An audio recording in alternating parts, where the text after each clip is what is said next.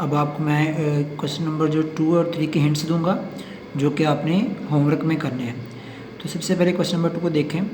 Where will be the centre of circle passing through 3 non collinear points and why. तो यहाँ पर एक चीज़ clear कर दूँ, ये क्वेश्चन जो है ना क्वेश्चन नंबर 1 की तरह ही है, ठीक है। और जो इसके हमने डायग्राम देखे हैं, जो हमने क्वेश्चन नंबर 1 में देखी थी, सीखी थी इसके बारे में, सेम वही डायग्राम आपने इसमें अप्लाई करनी है, जो कि हमारे पास इस तरह नोट कर लेंगे। ए, बी और सी हमारे 3 नॉन कोलिनियर पॉइंट्स हैं, ठीक है। और उसका मैंने ये बताना कि सेंटर उसका कहाँ होगा, किस पॉइंट पर होगा, ठीक है। तो हमने इसी जो क्वेश्चन नंबर 2 है, ये क्वेश्चन नंबर 1 की बेस पर ही हमने इसको सोल्व करना है, ओके। जिस तरह हमने उसमें वर्किंग की थी, तो 1-2 पॉइंट्स हमारे पास डिफरेंट होंगे, बाकी ए टू जी हमारी वर्किंग डायग्राम सेम है, ओके। तो यानी कि इसमें हमने theorem number 1 and theorem number 2 उसको इस्तेमाल करते हुए इस थ्योरम को प्रूव करना है। और क्वेश्चन नंबर जो 3 है वो भी तकरीबन ऐसे ही होगा, जिसमें हमने P, Q and R are not on the same line, ठीक है। हमारे पास 3 विलेजेस हैं P, Q एंड R, तो ये एक सेम लाइन पर नहीं है। The people of these villages want to make a children park at such a place which is equidistant from these 3 villages. After fixing the place of children park, prove that the park is equidistant from the 3 villages. तो इसके लिए हम diagram की help लेते हैं जी। तो यहाँ पर हमारे पास ये क्वेश्चन नंबर 3, इसकी डायग्राम हम नोट करें। P, Q एंड R ये हमारे पास 3 विलेजेस हैं, और इसको हमने प्रूव ये करना है कि हमारे पास जहाँ पर ये पॉइंट O है, जहाँ पर ये मीट करेंगे, पॉइंट O ऐसा पॉइंट होना चाहिए जो P, Q और R से इक्वी डिस्टेंट हो, ठीक है। तो यहाँ पर एक चीज़ क्लियर कर दूँ, हमारे पास ये क्वेश्चन नंबर 3 की डायग्राम है।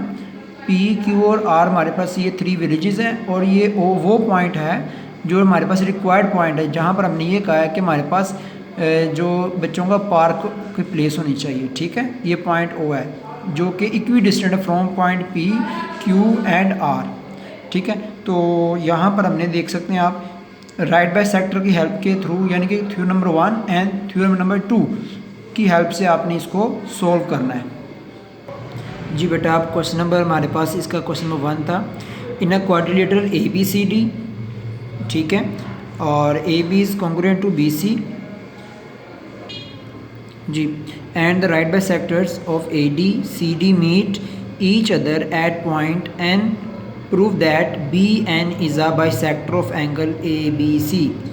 आपके पास एक क्वाड्रिलेटरल है ABCD जिसकी 2 साइड्स AB और BC, ठीक है, ये कॉन्ग्रुएंट है, इक्वल हैं, and right bye sectors of AD and CD meet each other at point N। अब यहाँ पर डायग्राम के थ्रू आपको समझाना चाहता हूँ। ये हमारे पास डायग्राम है, ठीक है। ये हमारे पास एक क्वाड्रिलेटरल है ABCD, ठीक है। और हमारे पास जो साइड AD है और जो साइड CD है, इसके राइट बाय सेक्टर्स कहाँ पे मीट करते हैं, पॉइंट N पर।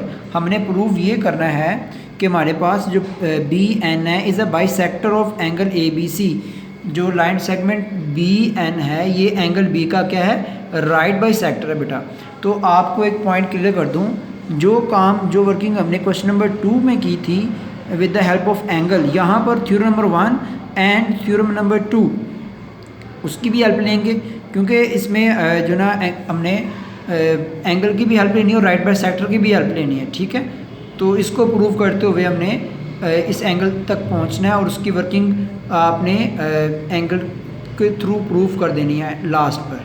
पहले हमने थ्योरम नंबर 1 एंड 2 की हेल्प लेंगे, ठीक है।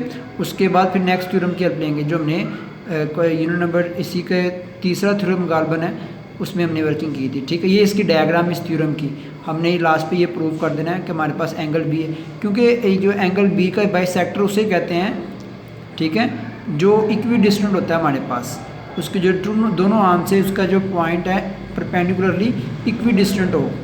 तो जैसे हमने क्वेश्चन नंबर जो 2 में वर्किंग की थी ना, ठीक है, जैसे मैंने आपको एक क्वेश्चन क्लियर किया था, तो इसकी भी कुछ पॉइंट्स क्वेश्चन नंबर 2 के साथ मैच करते हैं क्वेश्चन नंबर 1 के। आप देख सकते हैं डायग्राम भी किसी हद तक इनकी सेम है, ठीक है। तो आपने इसको हेल्प लेनी है जी। बेटा क्वेश्चन नंबर हमारे पास अब 4 है, prove that the altitudes of a triangle are concurrent. हमने ये प्रूव करना है कि इसके जो एल्टीट्यूड हैं ऑफ अ ट्राइंगल और कॉन्करेंट, ये कॉन्करेंट। अब इसको प्रूव कैसे करना, हमारे पास आपके नोट कीजिए कि एल्टीट्यूड होता है क्या, पहले ये पॉइंट क्लियर करें। एल्टीट्यूड बेटा जी परपेंडिकुलर को कहते हैं, 90 डिग्री को कहते हैं, ठीक है। तो जो हम अभी क्वेश्चन डिस्कस कर रहे थे जी, जैसे हमने यहाँ पे नोट करें the right by sector of the side of a triangle और कॉन्करेंट, ठीक है। जस्ट यहाँ पे चेंजिंग ये कि राइट बाय सेक्टर है, वहाँ पर उन्होंने एल्टीट्यूड वर्किंग की है। तो एल्टीट्यूड क्या होता है बेटा जी, एल्टीट्यूड होता है कि हर साइड के ऊपर आपने एक परपेंडिकुलर ड्रॉ करना है। अब लाजमी बात नहीं कि वो मिड पॉइंट से पास हो, ठीक है। तो आपने इस तरह इस थ्योरम की हेल्प से उस थ्योरम को, जो कि हमारा रिक्वायरमेंट क्वेश्चन है, prove that the altitude of a triangular concurrent, इसको हमने प्रूव कर लेना है, ठीक है। तो ये आपके हिंट्स थे। शुक्रिया, अल्लाह हाफिज़।